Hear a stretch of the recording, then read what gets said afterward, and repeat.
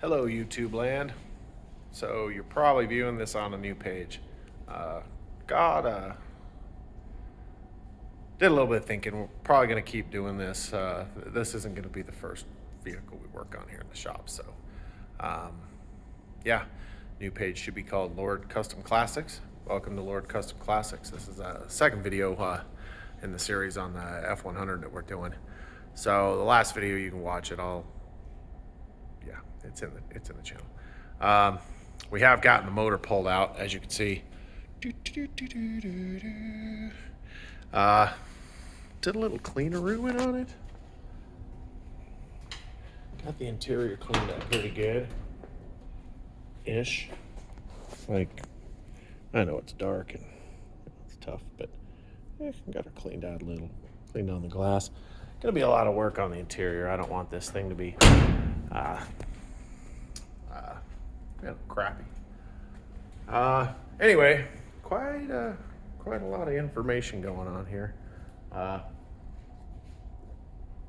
Like I said, I got the engine out, the transmission. Like I said in the earlier video, the truck came with a straight 6 and an automatic's really all you can tell from the VIN and the codes on the door. Was pretty sure the engine's 289. It is. Actually, was thinking it was probably really messed up since it had been sitting open for a long time, but I pulled the heads off, intake manifold. A little dirty in there, yes. Super dirty, no. Also surprising, here she says, also surprising, I haven't cleaned it up yet, is how absolutely good the cylinders and the cylinder walls look for something that's been sitting this long. Like, yeah, I mean, she's a little dirty.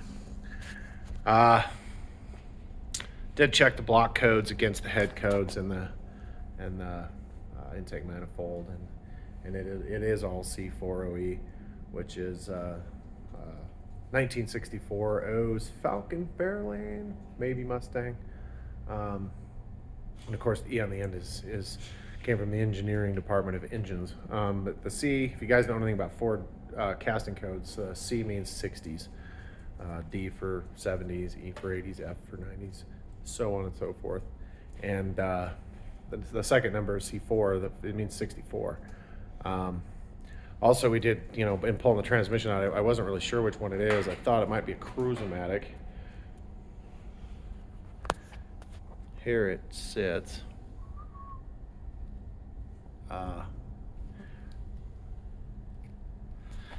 Looking at the casting codes on that, turns out it's a Ford-O-Matic 2-speed, also 1964. Which has no right or reason being in this truck whatsoever. So pretty sure somebody pulled this powertrain out of a car, 2-speed automatic car of some sort.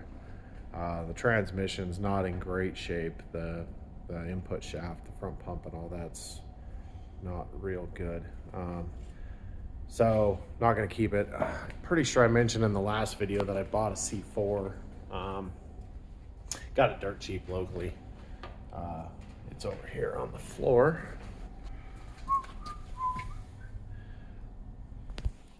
But looking into it a little, doing a little math and research, found out that, well, around 64, 65, Ford changed their bell housing bolt pattern. They went from a 5 to a 6. And, well, of course, this transmission and engine are a 5-bolt. That C4 I bought over there is a 6. That's not going to work. You can get the C4 in a 5-bolt, but they only made it for years. The 5-bolt bell housing is kind of tough to get your hands on. And I'm not sure to bolt to this transmission anyway. That transmission appears to be out of an early 70s model, so it's going to be a little bit different mount from the bell housing to the transmission. So, yeah, not real sure what I'm going to do. Go ahead and comment down below, unless, there's a couple people I've told what I'm going to do, maybe. Don't, if you know, spoiler alert, don't do it. Um, but I'd like to hear what you think I ought to do, because, I mean,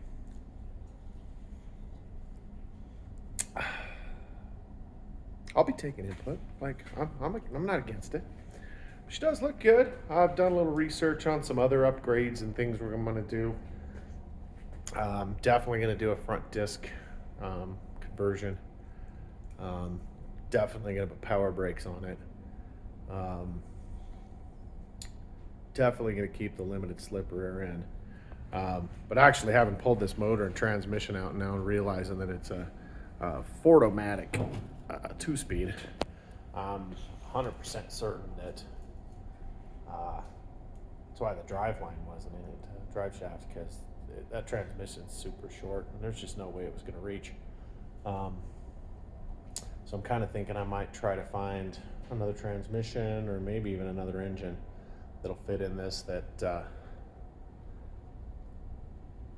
make it easier for me to do the drive shaft, mount up. I did look at that, being a 6-cylinder, the original engine was quite long, and whoever put this V8 in obviously kept the original motor mount position, which put that V8 kind of far back.